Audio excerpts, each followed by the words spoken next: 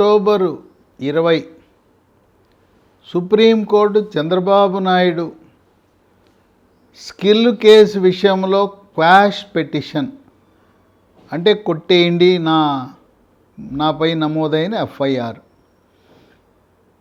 అవినీతి నిరోధక చట్టంలో సెక్షన్ 17A కింద గవర్నర్ యొక్క ముందస్తు అనుమతి తీసుకోని కారణం వల్ల నాపై కేసు నమోదు చేసే హక్కు ఆంధ్రప్రదేశ్ ప్రభుత్వానికి లేదని సమగ్రమైన వాదనలను చంద్రబాబు నాయుడు తరపు సీనియర్ న్యాయవాదులు వినిపించారు. సుప్రీంకోర్టు ద్విసభ్య ధర్మాసనం మేము వాదనలు విన్నాం,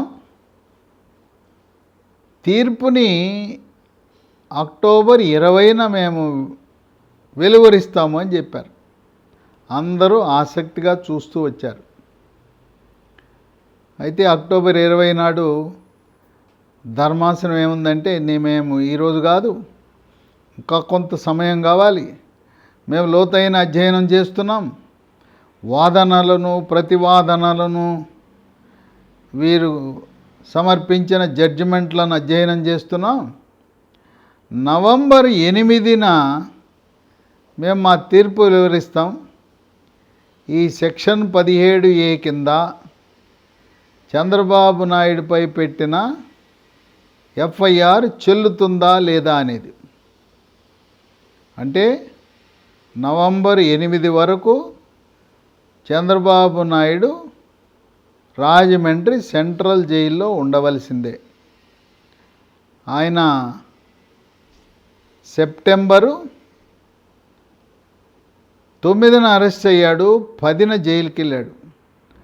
అంటే అప్పటికి సుమారుగా 60 రోజుల కాల వ్యవధి అవుతుంది, 2 నెలలు అవుతుంది.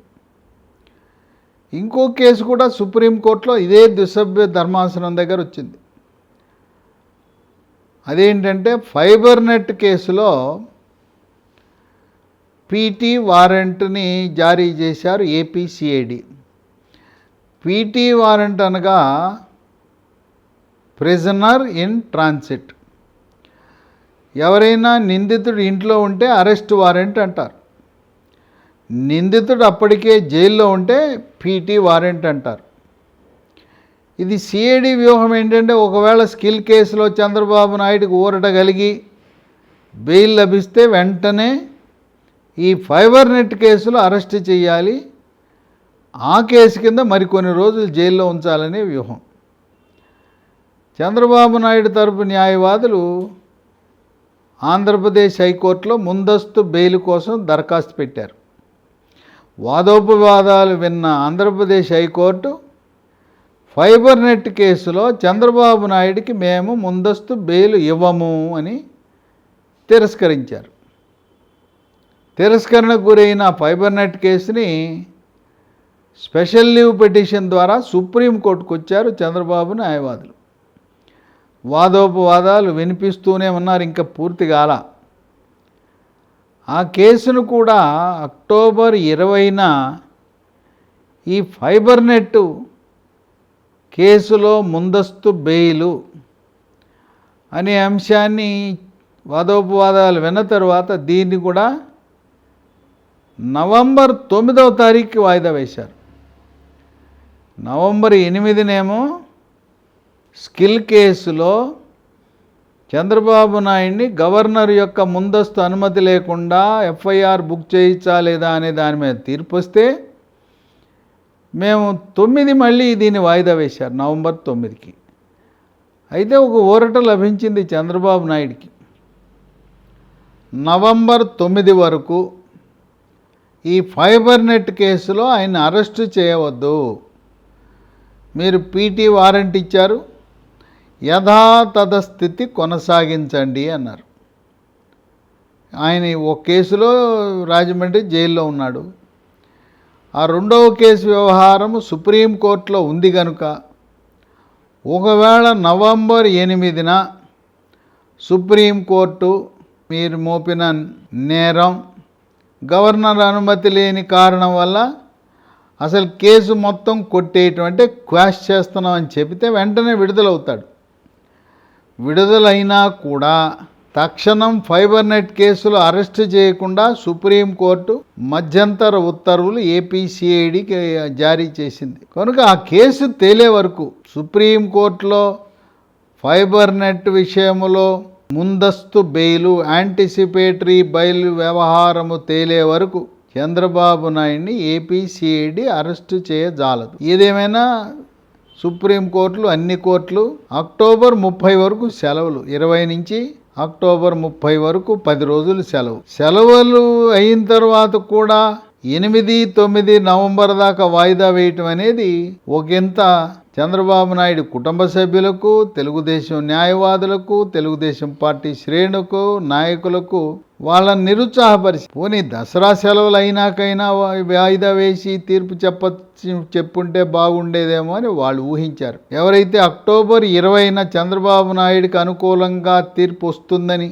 ఆశాజనకంగా ఉన్నారో వాళ్ళందరికీ నిరాశ, నిస్పృహ మెలిగింది. సుప్రీంకోర్టులో కూడా న్యాయమూర్తులు, ధర్మాసనం ఆలోచించేది ఏంటంటే, సరే సాంకేతిక కారణాల వల్ల కొట్టేయండి కేసు అంటున్నారు. మరి దాంట్లో 2000 పేజీలు అధికారులు, నిందితులు వాళ్ళ యొక్క వాంగ్మూలాలు, పోలీసుల ముందు వాంగ్మూలము, న్యాయస్థానాల్లో వాంగ్మూలాలన్నీ నమోదైనవి.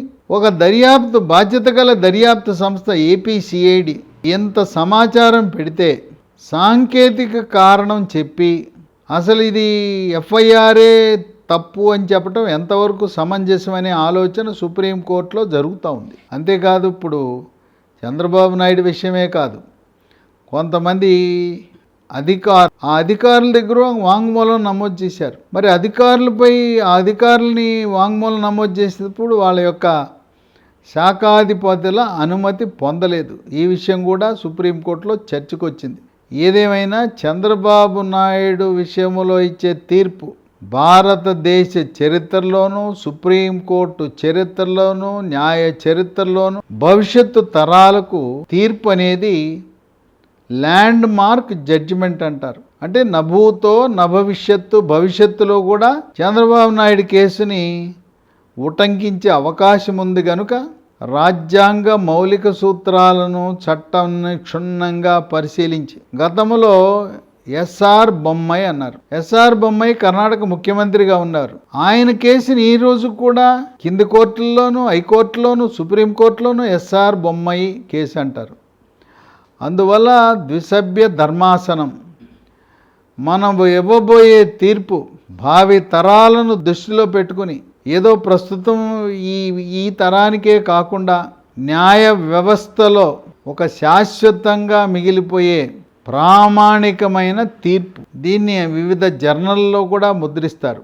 అందువల్ల ద్విసభ్య ధర్మాసనం ఆచి తూచి అన్ని కోణాలలో ఆలోచించి న్యాయం, ధర్మం, న్యాయదేవతను నమ్ముకుని ఎవరికి ఎటువంటి ఇబ్బంది లేకుండా చట్ట ప్రకారము తీర్పునివ్వాలనే సంకల్పంతో ఉండటం వల్ల ఈ యొక్క వాదోపవాదాలను మరొక్కసారి సమీక్షించుకుంటూ కొంత సమయం తీసుకుని తీర్పిస్తున్నారనే కొంతమంది సీనియర్ న్యాయవాదులు భావిస్తున్నారు. మధ్యంతర ఉత్తర్వులు ఇవ్వటం చాలా సులభం, కానీ పూర్తి పాఠాన్ని, పూర్తి తీర్పు ఇవ్వటం అనేది అంత సులువైన అంశం కాదు. మధ్యంతర ఉత్తర్వులు అంటే అవి తాత్కాలికం, 1 పేజీ 2 పేజీలు ఇస్తారు. కానీ ఇక్కడ ఈ తీర్పు కొన్ని 100 పేజీల తీర్పు ఉండే అవకాశం ఉంది. కనుక సమయం కోరుతున్నట్లుగా సీనియర్ న్యాయవాదులు భావిస్తున్నారు. ఏది ఏమైనా చంద్రబాబు నాయుడు నవంబర్ 8 వరకు రాజమండ్రి సెంట్రల్ జైల్లోనే ఉండవలసి వస్తుంది.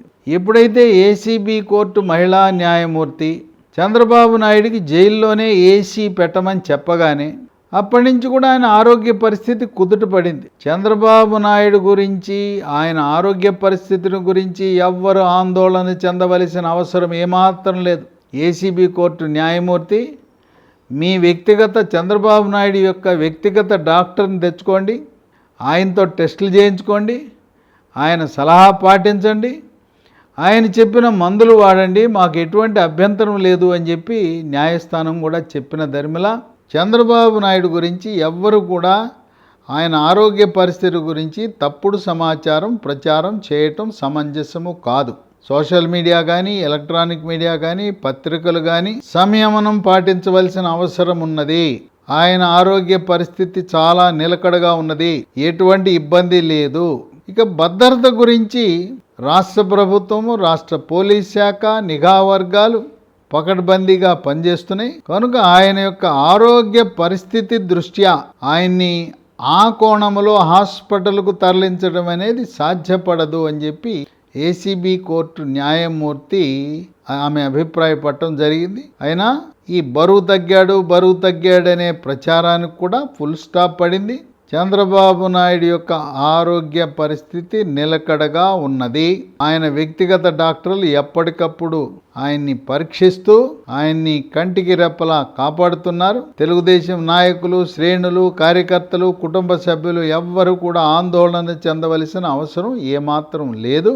నవంబర్ 8న ఆ రోజు రాబోయే తీర్పు ఒక చారిత్రాత్మకమైన తీర్పు కాబోతా ఉంది. ఈ లోపున ఏ కోర్టులు కూడా ప్రస్తుతం ఉన్న పరిస్థితిని మార్చే అవకాశమే లేదు. సుప్రీంకోర్టు జోక్యం చేసుకున్న తర్వాత హైకోర్టు కానీ, ఏసీబీ కోర్టు కానీ వేరే రకంగా ఏ నిర్ణయము తీసుకునే అవకాశం లేదు. 8 నవంబర్ వరకు చంద్రబాబు నాయుడు జైలు జీవితం గడపక తప్పదు అని చెప్పి సీనియర్ న్యాయ కోవిదులు భావిస్తున్నారు.